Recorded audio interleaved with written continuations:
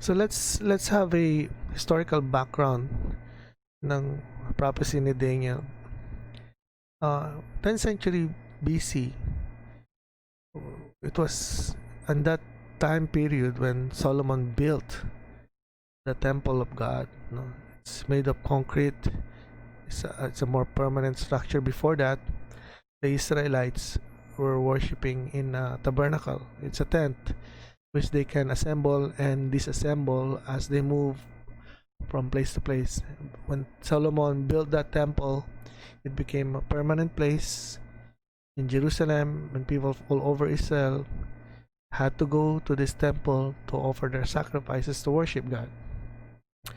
But in 586 BC, after their frequent, constant rebellion against God, their idolatry, yung mga prophets, mga priests, and king, and the people, finally, God's wrath was poured on them. They were exiled, and the temple was destroyed.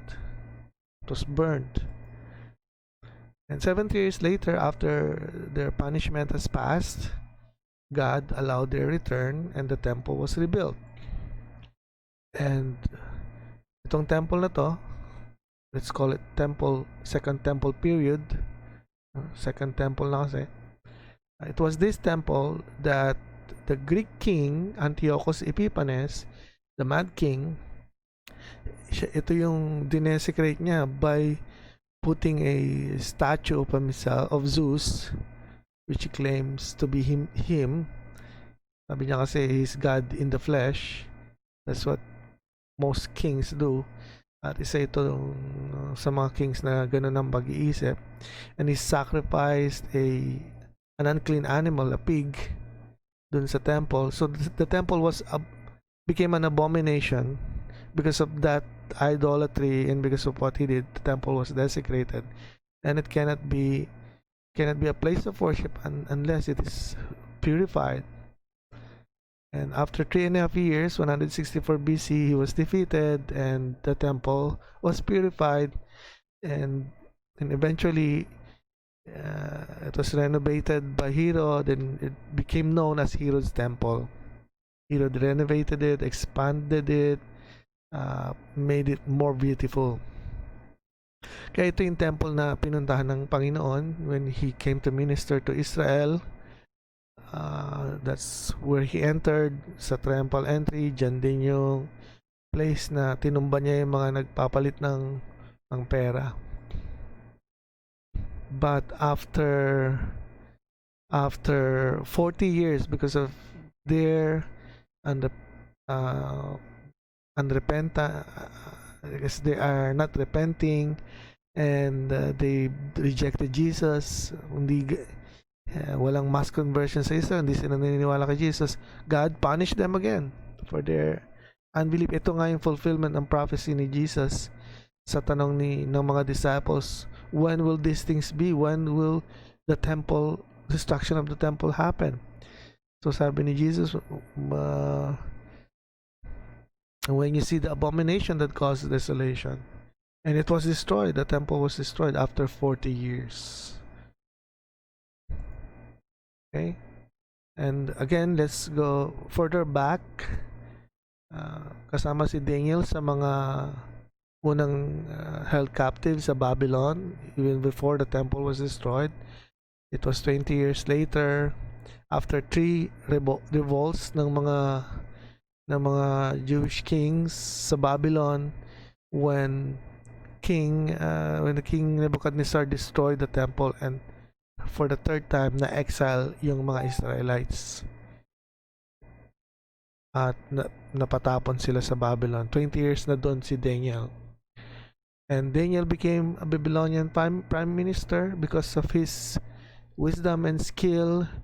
And then the Babylonian king empire was destroyed or defeated by the Persian Empire.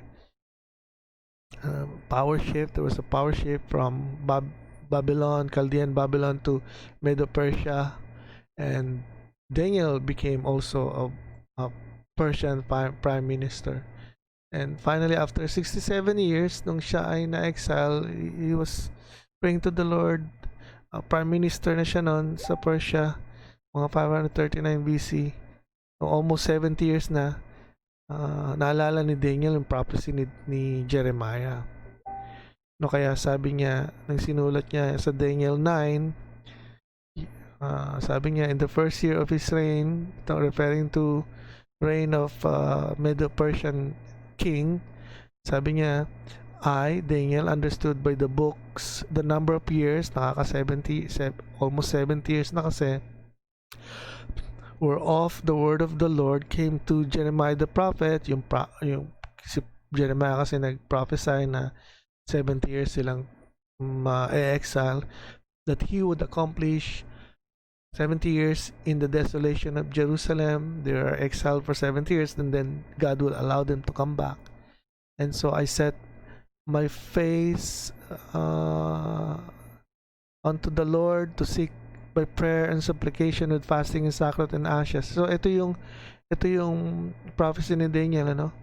For thus says the Lord, that after 70 years be accomplished at Babylon, I will visit you. So naalala ni Daniel yan. Magsi 70 years na kasi, 67 years na siya since he was first exiled by the Babylonian emperor. So yun nga, nag-pray siya. And true enough, after 70 years, kaya lang ang count niya kasi when he was exiled, but actually yung count pala is 70 years after it was destroyed. Then that temple in 515 BC was rebuilt. Right?